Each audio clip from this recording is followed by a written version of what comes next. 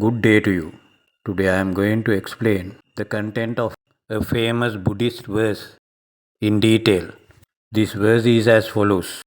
Sabba papassa akaranan kusalassa upasampada swachitta pariyodapanan etan buddhana sasanan. Its English translation is as follows. Refrain from unwholesome activities. Do all wholesome activities. Control your mind. This is the advice of all Buddhists. Now let us study the meaning of this verse in detail. The first line says, refrain from all unwholesome activities. There are 10 unwholesome activities you should refrain from because they are harmful to both you and others.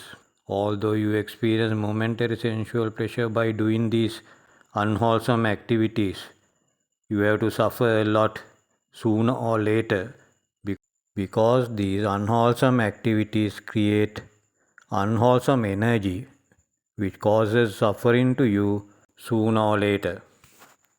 The 10 unwholesome activities you should refrain from are as follows. First one, hurting and killing living beings. Second one, stealing. Third one, misconducts, namely sexual misconduct, taking intoxicants and gambling. Fourth one, telling lies with the intention of harming others. Fifth one, slandering. Sixth one, harsh speech with the intention of hurting others. Seventh one, frivolous talks. Eighth one, covetousness. Ninth one, ill will. And 10th one, false view. You should refrain from each of these unwholesome activities in 4 ways. They are as follows. You should refrain from doing them. You should not get them done by others. You should not persuade others to do them.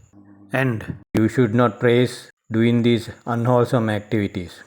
Now let us study the second line of this verse. It advises us to do all wholesome activities. This means following the Noble Eightfold Path, which is the way to attain enlightenment, get rid of all sufferings, and experience eternal happiness. The Noble Eightfold Path is as follows. Right understanding, right thoughts, right speech, right action, right livelihood, right effort, right mindfulness, and right concentration. There are two types of Noble Eightfold Paths. They are the Mundane Noble Eightfold Path and the Supramundane Noble Eightfold Path. If you follow the Mundane Noble Eightfold Path, you can be born in a higher plane of existence and experience momentary sensual pleasure. But you can't attain enlightenment and get rid of all sufferings and experience eternal happiness. Therefore, following the Supramundane Noble Eightfold Path is the Lord Buddha's main advice. For details about the Noble Eightfold Path, watch my video on this title. Now let us study the third line of the verse. This line says, control your mind. This means living without polluting our clean mind with lust, hatred, and delusion. Controlling our mind is very important because the mind is the forerunner of intentional activities which create wholesome and unwholesome energies which cause happiness and suffering to us respectively. To follow the advice of all Buddhists, first of all you should listen to the Buddhist discourses on the 3 characteristics of existence and the 4 noble truths with an open mind and compare the facts in them with your life. It is then you will realize the real nature of your life to follow Buddhist philosophy and gain the benefits of it. First of all, you should realize the 3 characteristics of existence which are considered as the foundation of the Buddhist philosophy. Therefore, I briefly explain them Now, the first and main characteristic of our existence is that the things we like or love do not remain as we like. In other words, the things we like or love change against our will. This characteristic is called anicca in the Pali language. The second characteristic of our existence is suffering. This means that because the things we like change against our will or do not remain as we want, we have to experience a lot of mental and physical suffering. If we deeply think about our life, we can realize that the amount of suffering we experience is much greater than that of happiness. This characteristic is called dukkha in the Pali language.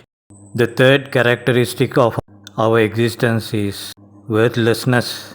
Because the things we like change against our will, causing a lot of suffering, our existence is worthless. This characteristic is called anatta in the Pali language. For details about the three characteristics of existence, watch my video on this title.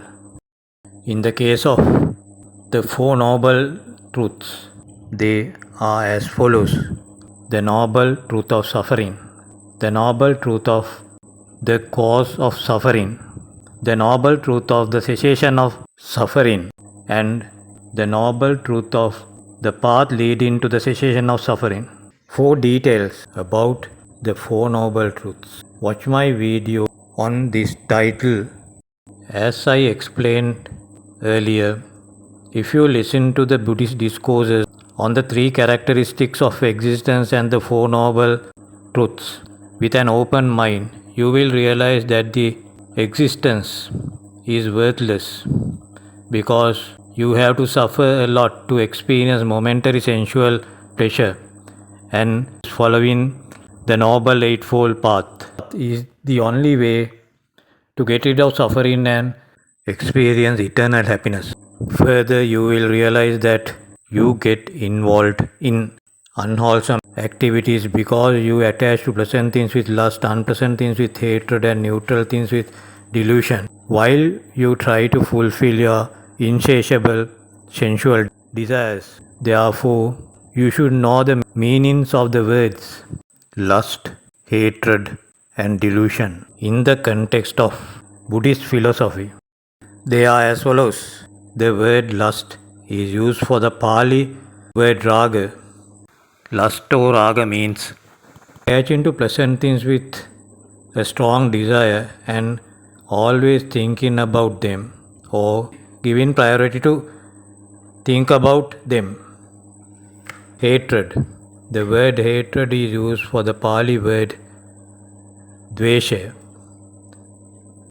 Hatred can be expressed as ill will, anger, or jealousy. Delusion. The word delusion is used for the Pali word moha. Ignorance of the three characteristics of existence is a delusion in the context of Buddhist philosophy. In other words, ignorance of the Four Noble Truths is the delusion in the context of Buddhist philosophy.